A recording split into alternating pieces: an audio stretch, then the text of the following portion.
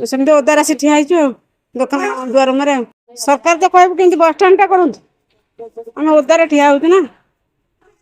ରୋଗୀଣା ଲୋକ, ବହୁତ ରୋଗୀ ଲୋକ ବୁଢ଼ାବୁଢ଼ୀ ହେଲାଣି ଆସି ମାନେ ବର୍ଷା ଠିଆ ହଉଛନ୍ତି, ପାଇଁ କିଛି ନାହିଁ। ବସଷ୍ଟାଣ୍ଡଟା ଟିକେ ହେଲେ, ରାସ୍ତାଟା କାମ ହେଲେ, ରାସ୍ତା ଏମିତି ହେଇଛି ନିଆଳିଟା ପୁରା ମାନେ ଭଲ, ବଜାରଟା ହେଲେ ଭଲ ଲାଗିବ। ଏ ଓଦା ମୋଦା ହେଇକିରି ଆସିକି ଠିଆ ହଉଛୁ ନା। ମୁଁ ଯାଇଥିଲି ଏଠିକି ସମ୍ବଲପୁର, ଆସି ନିଆଳିରେ ପହଞ୍ଚିଲୁ ଆଉ ଘରକୁ ଯିବୁ ଆଉ। ଏଠି ବିଶ୍ରାମ ଘର ନାହିଁ କି ବସଷ୍ଟାଣ୍ଡ ନାହିଁ। ଅସୁବିଧା କଣ ହେଇଛି? ହଁ, ଅସୁବିଧା ଓଦା ହଉଛି, ବର୍ଷାରେ ଆଇଲେ ଓଦା ମୋଦା। ହଁ, ଦରକାର ନୁହଁ କେମିତି, ଆଉ ଦରକାର ବସଷ୍ଟାଣ୍ଡ କେମିତି ଦରକାର ନାହିଁ, ଆଉ ଲୋକମାନେ ଅସୁବିଧାର ସମ୍ମୁଖୀନ ହୁଅନ୍ତି। ଆଜ୍ଞା, ସର୍ବପ୍ରଥମେ ତ ମୁଁ କହିବାକୁ ଚାହୁଁଛି, ଆମେ ନିଆଡ଼ିବାସୀ ପୁରା ଲଜ୍ଜିତ ହେଇଗଲୁଣି। ଲଜ୍ଜାର ଆଉ ମୁଣ୍ଡ ଟେକିବାନି। ନିଆଡ଼ି ଗୋଟେ ହେଡ଼କ୍ୱାର୍ଟର ଜାଗା। ଏଠି କଟକ ଜିଲ୍ଲା ଲୋକ, ଖୋର୍ଦ୍ଧା, ପୁରୀ ଏବଂ ଜଗତସିଂହପୁର ତିନିଟା ଜିଲ୍ଲାର ଲୋକ ଏଠି ଯାତାୟାତ କରନ୍ତି। ପାଖାପାଖି ଦିନକୁ 10,000 20,000 ଲୋକ ଏ ବସ୍ରେ ଖାଲି ଯାତାୟାତ କରନ୍ତି। ଦେଖନ୍ତୁ, ଖରାଦିନ ଚାଲିଗଲା ଏମିତି ହେଇକି, ଲୋକ ନା ଖରାରେ ଛିଡ଼ା ହେଇପାରିଲେ ନା ଏଠି ଅପେକ୍ଷା। ଆପଣ ଦେଖିଥିବେ ଏଠି ଅଂଶୁଘାତରେ ବହୁତ ଲୋକ ଯେଉଁ ମାନେ ଆସୁଛନ୍ତି, ବାଟୋଇ ମାନେ ଯେଉଁ ବସ୍ ପାସେଞ୍ଜର ମାନେ ଅଂଶୁଘାତରେ ପଡ଼ିଛନ୍ତି ଦେଖିଥିବେ। ସେ ଗୋଟେ ଚିତ୍ର ଦେଖିଥିଲେ। ବର୍ତ୍ତମାନ ଦେଖନ୍ତୁ, ଏ ନିଆଡ଼ିରେ ଯେଉଁ ବର୍ଷା, ଏ 2-3 ଦିନ ହେଲା ଯେଉଁ ବର୍ଷା ଚାଲିଛି, ଏ 2-3 ଦିନ ବର୍ଷାରେ ନିଆଡ଼ିର ପରିସ୍ଥିତି ଦେଖନ୍ତୁ।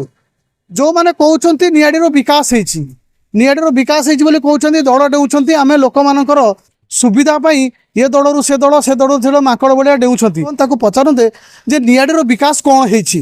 ଆଗରୁ ଆପଣ ଜାଣିଥିବେ 15 ବର୍ଷ ଗୋଟେ ସରକାର ଥିଲେ, ଏ ନିଆଡ଼ିରେ ଯେଉଁ ବିଧାୟକ ଥିଲେ 15 ବର୍ଷ ଥିଲେ, ସେ କ'ଣ ବିକାଶ କରିଛନ୍ତି। ବର୍ତ୍ତମାନର ଯେଉଁ ଅଛନ୍ତି 2 ବର୍ଷ ପୁରୀ ଗଲାଣି, ବିକାଶର ଡିମଡିମ ମାନେ ବଜାଉଛନ୍ତି। ବିକାଶ କରିଦେଲୁ, ବିକାଶ କରିଦେଲୁ, କଥା ଦେଇ କଥା ରଖିଦେଲେ, କଥା ଦେଇ ରଖିଦେଲେ। ଯେଉଁ ଜିନିଷ କହୁଛନ୍ତି ନିଆଡ଼ିର ବିକାଶ କ'ଣ ହେଇଛି, ଏଇ ହେଉଛି ବିକାଶ। ନିଆଡ଼ିରୁ ବସ୍ରୁ ଲୋକ ଓହ୍ଲେଇଲେ କାଦୁଅରେ ପଡ଼ିବ, ବର୍ଷାର ଓଦା ହେବ, ଖରା ହେଲେ ସନଷ୍ଟ୍ରୋକରେ ପଡ଼ିବ।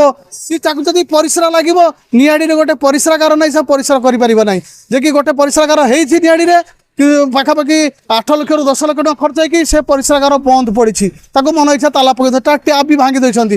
ଇଏ ହେଉଛି ନିଆଡ଼ିର ବିକାଶ। ଆଜ୍ଞା, ମୁଁ ବର୍ତ୍ତମାନ କହୁଥିଲି ଆପଣଙ୍କୁ, 15 ବର୍ଷ ଗୋଟେ ବିଧାୟକ ଚଲେଇଲେ, ଆଉ ଗୋଟେ ବିଧାୟକ 2 ବର୍ଷ ନେଇଗଲେଣି। ଦସ୍ତାବିଜ ଯାଇଛି, ନିଆଡ଼ି NAC ହବ। ଆମେ ଆଜ୍ଞା ଖାଲି ଶୁଣୁଛୁ। ଏଟା ହେଉଛି ଆଇମା କାହାଣୀ। ନିଆଡ଼ିକୁ ଗୋଟେ ଲଲିପପ୍ ଧରେଇ ଦେଉଛନ୍ତି, ଆମେ ବିକାଶ କରିବୁ। କ'ଣ ବିକାଶ ହେଉଛି ନିଆଡ଼ି? ନିଆଡ଼ି ତ କିଛି ବିକାଶ ନାହିଁ।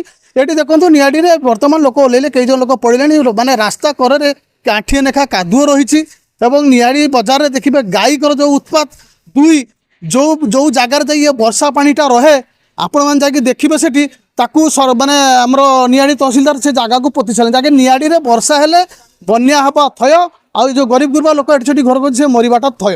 ସବୁ ଜାଗାରେ ଆଶ୍ରୟସ୍ଥଳୀ ଅଛି, କେବଳ ଏଇ ଗୋଟିଏ ଜାଗା ହେଉଛି ଓଡ଼ିଶା ଭିତରେ ଗୋଟିଏ ଜାଗା ନିଆଡ଼ି, ଯେ ପୁରା ପଛରେ ପଡ଼ିଛି। ଏ ନିଆଡ଼ିରେ ଗୋଟେ ଆଶ୍ରୟସ୍ଥଳୀ ନାହିଁ, କି ଗୋଟେ ଲୋକ ଆସିଲା ଗୋଟେ ଛିଡ଼ା ହେଇଯିବ, ଛିଡ଼ା ହେବା ପାଇଁ ଗୋଟେ ଜାଗା ହିଁ ନାହିଁ ଏଠି ନିଆଡ଼ିରେ। ରୋଡ଼ ତ ରୋଡ଼ ଅଛି, ଯାହା ରୋଡ଼ର ପରିସ୍ଥିତି, ରୋଡ଼ ସାଇଡ଼ର ପରିସ୍ଥିତି ଦେଖନ୍ତୁ କେମିତି ଆଣ୍ଠିଏ ଆଣ୍ଠିଏ ଖାଲ କାଦୁଅ। ଏବଂ ଏଠି ଯେଉଁ ଦୋକାନୀମାନେ ଅଛନ୍ତି, ଦୋକାନୀମାନେ ଯେତିକି ଅଳିଆ ପକେଇକି ରୋଡ଼କୁ କରିଛନ୍ତି, ମାନେ ଆପଣଙ୍କୁ ମାନେ ରିକ୍ୱେଷ୍ଟ କରୁଛି, ଟିକେ ଆପଣ କ୍ୟାମେରା ବୁଲେଇକି ଦେଖନ୍ତୁ ରୋଡ଼ ସେପଟକୁ, ମାନେ କେଉଁ ଭଳିଆ ଅବସ୍ଥାରେ ରୋଡ଼ କରଟା ଅଛି। ମାନେ ଆମର ନିବେଦନ ରହୁଛି ପ୍ରଶାସନକୁ, ଯଥାଶୀଘ୍ର ଏ ନିଆଡ଼ିର ସମ୍ମାନକୁ ରଖନ୍ତୁ।